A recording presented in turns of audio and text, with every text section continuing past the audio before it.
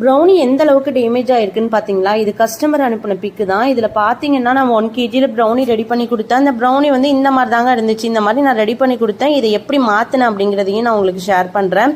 இந்த ப்ரௌனி நல்லா சேஃபாக வந்து பேக் பண்ணி அழகாக ரெடி பண்ணி கொடுத்துட்டு போயிருந்தாங்க. எங்கள் வீட்டில் உள்ளவங்க பார்த்தீங்கன்னா கொஞ்சம் சாய்ச்சி கொடுத்துட்டாங்க.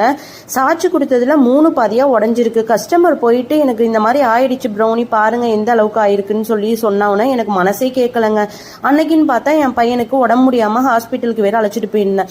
அங்கே ஹாஸ்பிட்டல்லேருந்து கிளம்பி அப்புறம் கஸ்டமர் வீட்டுக்கு போயிட்டு அதை ரெடி பண்ணி கொடுத்துட்டு அப்புறம் தாங்க வீட்டுக்கு வந்தேன். வீட்டுக்கு வந்து அடுத்த நாள் கரண்ட் ஷடவுன்னு சொல்கிறாங்க. என்னடா அது சத்திய சோதனை அப்படின்னு சொல்லிட்டு நானும் ரெடி பண்ண ஆரம்பிச்சிட்டேன். பிளாண்டி ப்ரௌனி இது எல்லாம் ரெடி பண்ணி அப்புறம் ஸ்பாஞ்ச் ரெடி பண்ணி ஒவ்வொன்றுக்கும் டிசைன் பண்ணி அப்பா முடிக்கிறதுக்குள்ளார ஒரு வழியே ஆயிட்டேங்க. அன்னைக்கு நைட்டு ஃபுல்லாக தூங்கவே இல்லைன்னா பார்த்துக்கோங்களேன். இத்தனை கேக்ஸும் நான் நைட்டே ப்ரிப்பேர் பண்ணி ஸ்டோர் பண்ணி வச்சாதான் அடுத்த நாள் கரண்ட் ஷடவுன்னா நம்ம சமாளிக்க முடியும். கஸ்டமர் எல்லாருக்கிட்டே காலையிலேயே வந்து எடுத்துகிட்டு போக சொல்ல முடியும் அப்படின்னு சொல்லிட்டு ரெடி பண்ணியே முடிச்சிட்டேங்க.